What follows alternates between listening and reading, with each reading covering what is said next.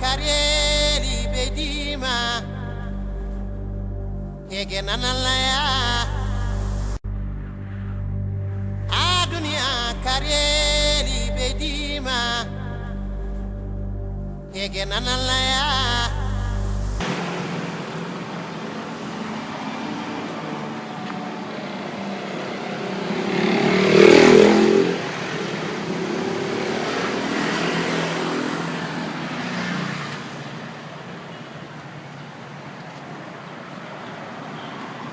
Ito na po yung part 2 nung video natin na Honda Accord. So na-repair na po yung computer box. Na-repair na po. Papakita ko lang po sa inyo na siya ay may trigger na sa injector. So paandarin muna ho natin yung makina.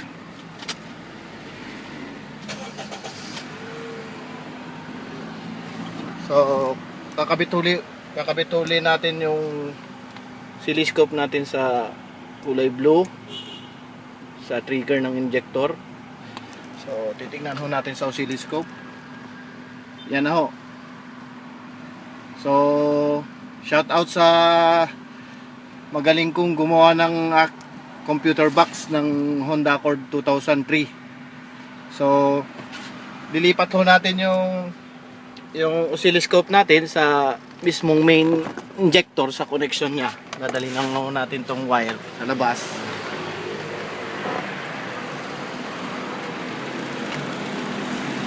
Ground.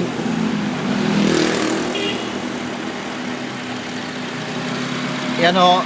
Ito po yung dating wala.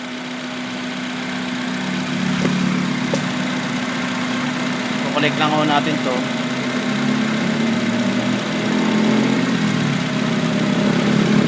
Titignan ho natin sa loob kung meron siyang trigger. Yan ho, medyo maingay lang kasi hindi nakakonekta yung ground ko na mabuti.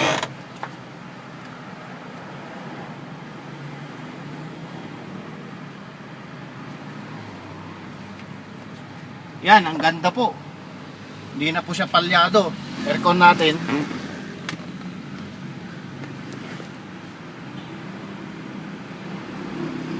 Ganda po ng kanyang minor.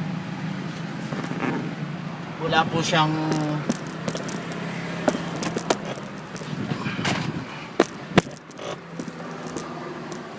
check engine. Ganda ng minor niya. Naka-aircon na rin po.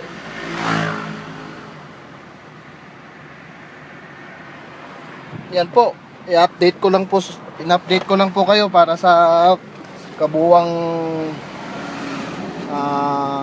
pagkagawa nitong Honda Accord na to. So napakita ko lang ho sa inyo na pag tinaas ho natin yung coil, magbabago yung makina.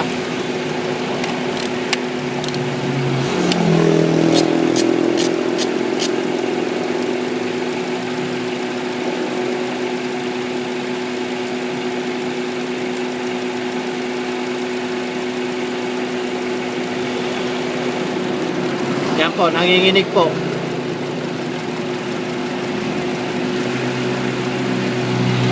Pag binalik po natin, pino.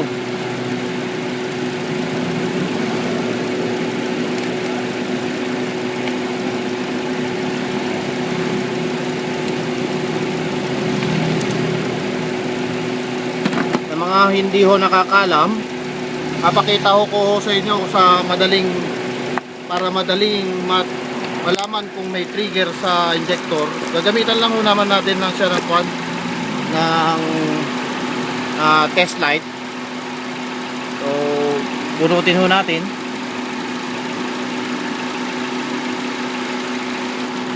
Yan, palyado pag binunot. Makikita nyo ho yung test light natin nagbi-blink. Ganyan ho ang pinakamadaling pag-test kung may trigger siya. Kaya lang ho, ginagamitan ko lang talaga siya ng oscilloscope para sa lahat ng gusto kong ma-check up na wiring niya, kompleto po. Ito po pang madali ang pang-test.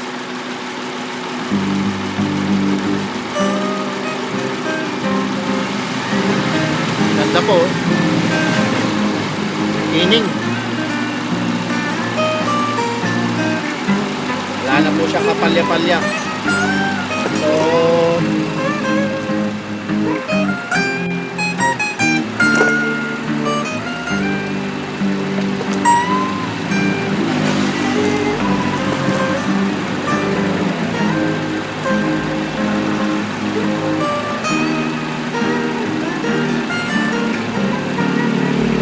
yan po, marami.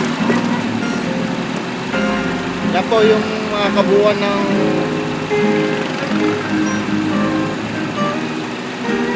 dito na po nagtatapos ang ating video sa paggawa natin dito sa Honda Accord 2003. Maraming salamat po sa manonood. See you next time.